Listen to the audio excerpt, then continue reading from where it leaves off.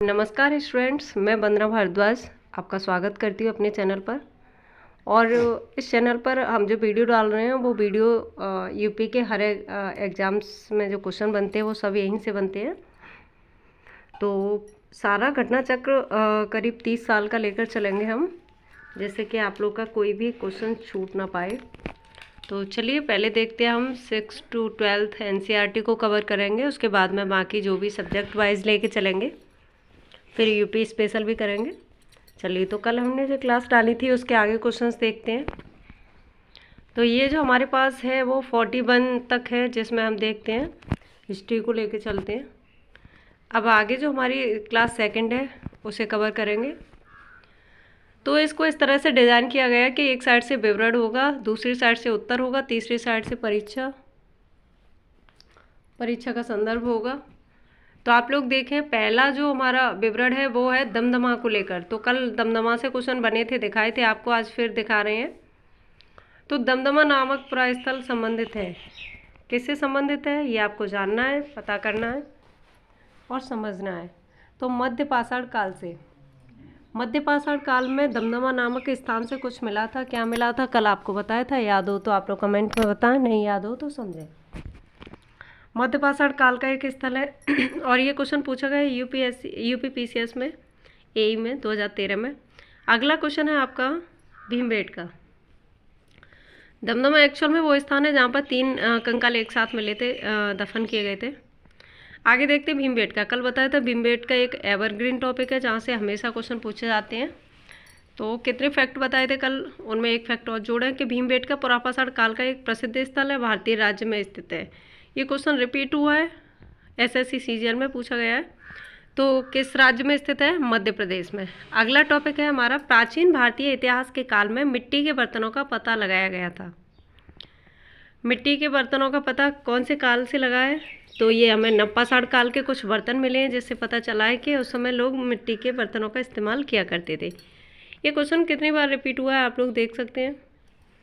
अगला क्वेश्चन है हमारा, अगला जो विवरण दिया गया है वो है पूर्व ऐतिहासिक स्थल, मिट्टी की सतहों पर खुर के निशान।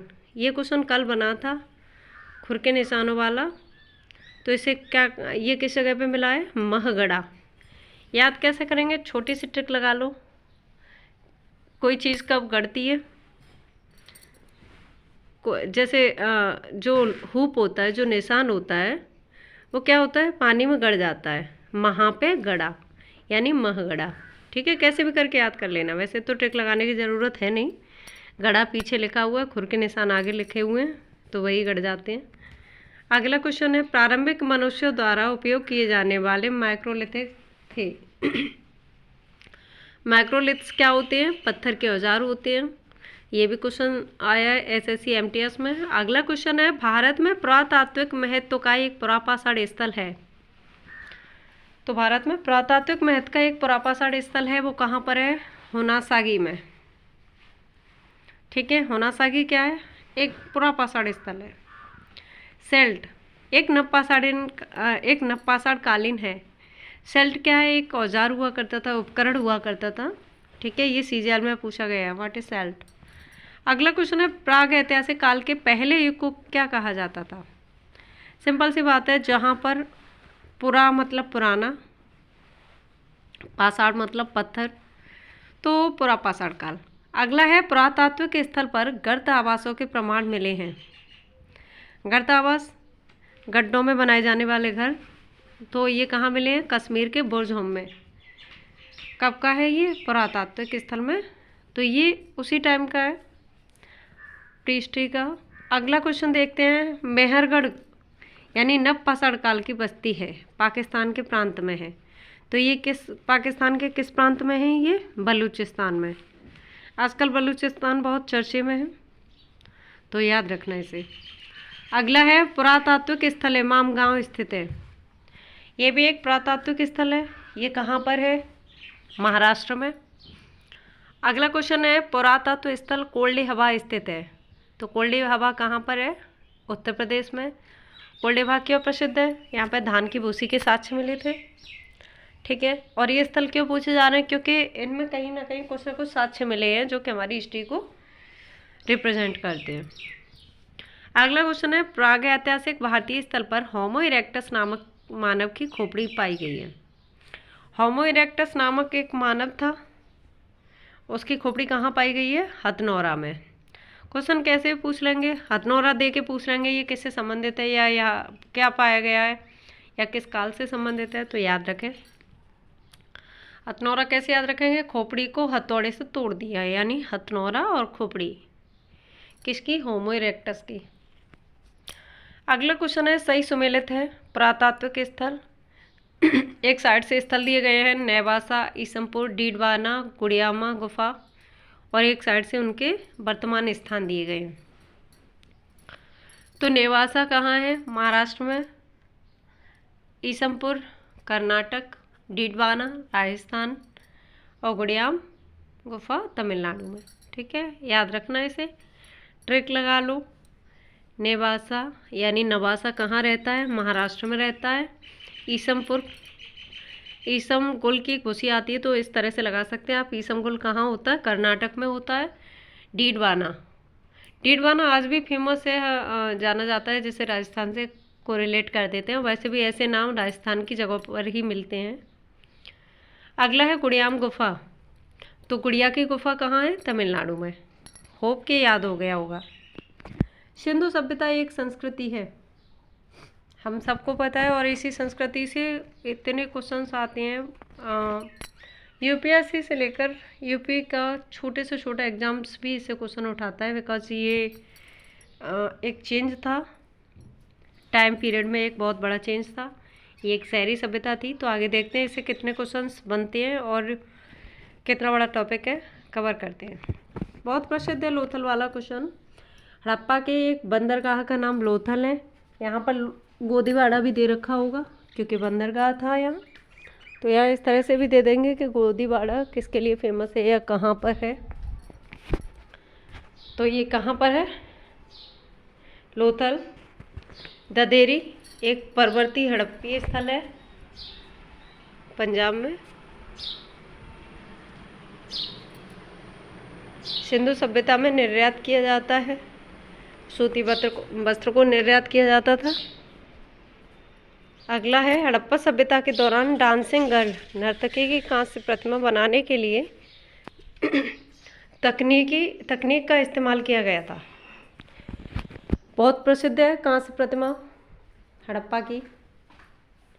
डांसिंग गर्ल बोला जाता है जिसे, पता नहीं है वो डांसिंग गर्ल है या किसी ने पोज दिया है, बट वो इसी नाम से प्रसिद्ध है। तो इसको बनाने के लिए किसी अलग प्रकार की तकनीक का इस्तेमाल किया गया था। उस तकनीक को बोला जाता है मोमलोपी ढलाई यानी कास्टिंग। अगला क्वेश्चन है, हड़प्पा काल का वह नगर जो 3 भागों में विभाजित है। तो 3 भागों में विभाजित है धौलावीरा। और ये धौलावीरा की एक खासियत और है कि यहाँ पर जो ड्रिल सिस्टम, यहाँ पर जो पानी का सिस्टम था जल रख रखाव का, वो बहुत ही बेहतरीन था। अगला क्वेश्चन है, सिंधु घाटी की सभ्यता से संबंधित स्थल नहीं है।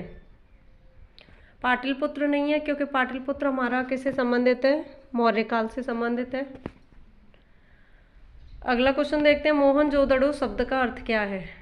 मोहनजोदड़ो क्या है? ये हड़प्पा का शहर है जो शहरों के हिसाब से देखा जाए तो बहुत बड़ा है, और यहाँ पर बहुत सी ऐसी चीज़ें पाई गई हैं जिनसे क्वेश्चंस बनते हैं।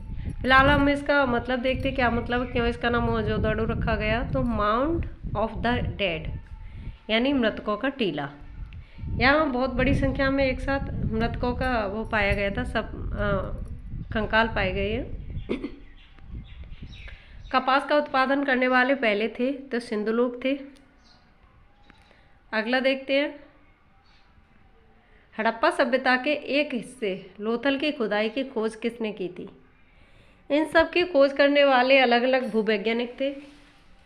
तो लोथल की खोज किसने करी? SR राव।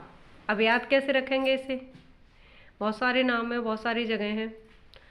तो लोथल के बंदरगाह पर कौन पहुंचा? राव साहब पहुंचे। ठीक है, राव साहब कहाँ पहुंचे? लोथल के बंदरगाह पर। तो लोथल की खुदाई किसने करी? SR राव ने। अगला क्वेश्चन है, सिंधु सभ्यता में घोड़े की अस्थियों का अवशेष मिला है। सुरकोटदा। तो घोड़े की अस्थियाँ कहाँ पर मिली हैं? सुरकोटदा में। सिंधु घाटी सभ्यता के समय में शिल्प निर्माण के लिए सीप प्राप्त किए जाते थे। सीप कहाँ से प्राप्त किए जाते थे? नागेश्वर से। ठीक है, क्योंकि सीप की मालाएं, सीप के आभूषण बनते थे तो कहीं ना कहीं से तो लिए जाते होंगे, तो कहाँ से लिए गए थे? नागेश्वर से। ट्रिक कैसे लगाएंगे? शिल्प निर्माण और नागेश्वर, तो नाग से इन्होंने क्या लिया? शिल्प निर्माण के लिए सीप ली हैं। अगला क्वेश्चन है, सिंधु घाटी सभ्यता का स्थल पंजाब भारत में स्थित है। तो सिंधु घाटी सभ्यता का एक स्थल है जिसका नाम है रोपड़, और ये कहाँ स्थल है? पंजाब में। और ये किस नदी के किनारे है? तो ये है हमारा सतलुज नदी के किनारे। क्वेश्चन आरआरबी एनटीपीसी में भी बना है इससे, और बहुत ज़्यादा पूछा जाता है। अगला क्वेश्चन है, हड़प्पा की अधिकांश मानक मोहरें नामक एक प्रकार के मुलायम पत्थर से बनी होती थी जो 2x2 बिमा के साथ वर्गाकार आकृति का होता था तथा जिसका उपयोग व्यावसायिक उद्देश्यों के लिए किया जाता था। तो ये किस उसे बनती थी? पत्थर से। तो ये बनती थी स्टेयरटाइट। किस पत्थर से बनती थी? स्टेयरटाइट। ये अब इसे याद कैसे रखेंगे? क्वेश्चन में कह रहा है मुलायम, और ये इसमें क्या आ रहा है? टाइट। तो टाइट और मुलायम दोनों एक दूसरे के अपोजिट होते हैं, इसलिए हम इसे याद रख लेंगे। Okay, thank you. क्लास अच्छी लगी हो वीडियो को लाइक करें, शेयर करें, कमेंट करें, चैनल को सब्सक्राइब करें और बेल आइकन दबाना ना भूलें। आगे बने रहिए, आपके भविष्य को लेकर हम आपके साथ हैं। Thank you so much.